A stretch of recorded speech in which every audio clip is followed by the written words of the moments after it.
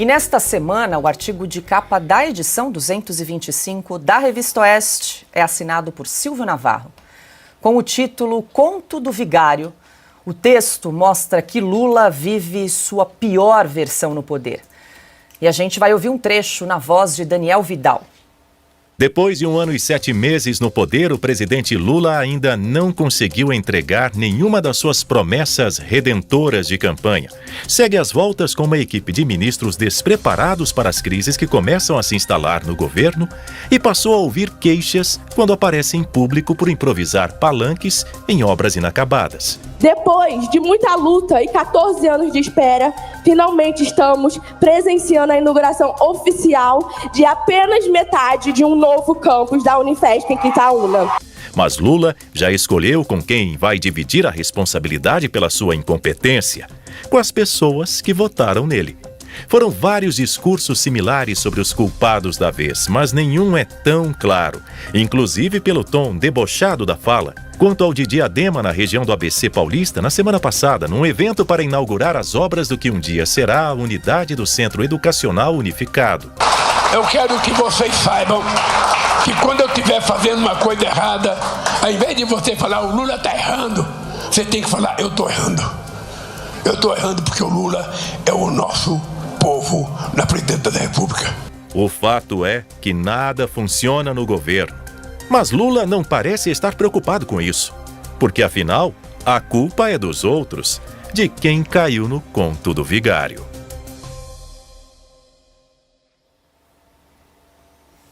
Bom, vou começar com Silvio Navarro, hoje conosco nesta sexta-feira, nos brindando com a sua participação. Silvio, muito boa noite, seja bem-vindo.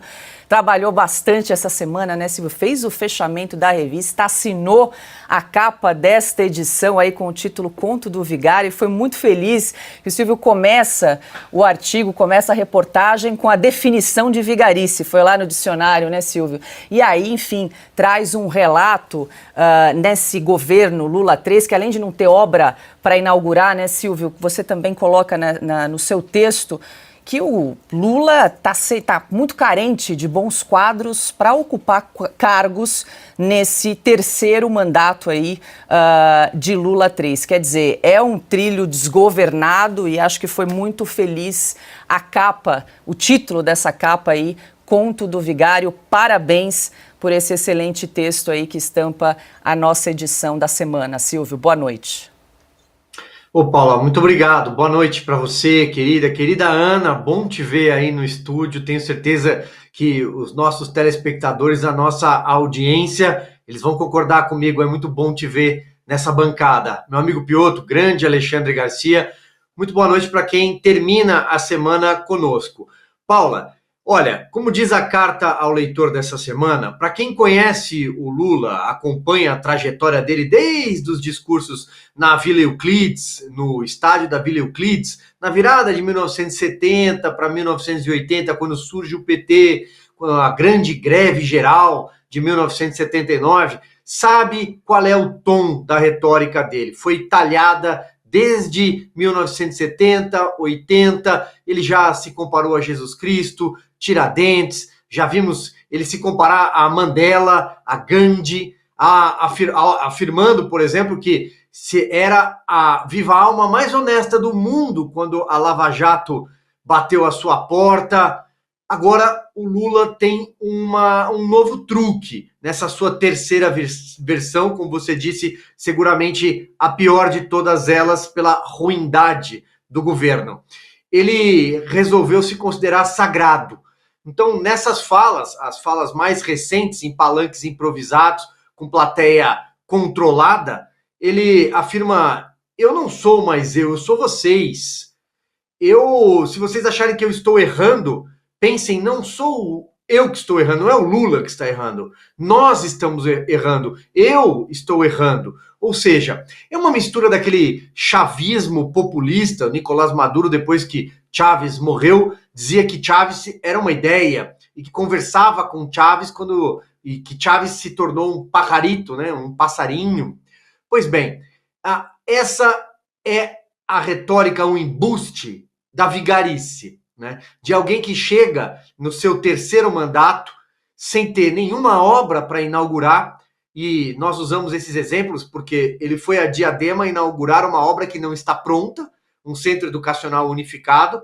É claro que é um palanque improvisado, porque precisa manter o PT forte naquela região. Diadema é reduto do PT no ABC. E foi a Osasco, outro reduto do PT, o PT é muito forte, onde ouviu, e aí sim houve todo um constrangimento nessa fala que exibimos, um depoimento inesperado de uma aluna de direito que afirmou: vocês vêm aqui inaugurar obras inacabadas. Onde é que está o anfiteatro, a biblioteca, o restaurante? Cadê as moradias estudantis? O que vocês estão fazendo aqui? Ele não gostou. Aliás, quem o socorreu foi o fiel escudeiro Fernando Haddad, com um discurso mais ou menos: olha, a USP segue sendo construída até hoje, e por aí vai. Fato é que nesse terceiro governo, o Lula não tem sequer aquelas... Vocês se lembram da pedra fundamental, as pedras fundamentais da Dilma Rousseff, aqueles projetos megalomaníacos da era da Lava Jato, as refinarias, as usinas, inauguravam tijolo, mas agora não tem mais nada. Não tem obra, o PAC, a nova versão do PAC é um PAC zero, é um governo que sofre com as próprias bandeiras empunhadas em campanha, o meio ambiente, o Pantanal está queimando como nunca, 40% a mais do que o pior índice registrado anteriormente, 1/3 do Pantanal queimando, e o discurso agora é que era algo imprevisível, é o clima, é a natureza, não é mais o genocida que saiu do governo há 1 ano e 7 meses, agora é a natureza. E a saúde, vou citar aqui, o Alexandre escreveu um artigo, o mosquito e o morcego, o Brasil vive em julho, no inverno, uma epidemia de dengue na área da saúde, descontrolada, a vacina não chegou, o método conhecido de combate à dengue, o fumacê, quem mora em cidade do interior como eu sabe como isso funciona, também não está funcionando.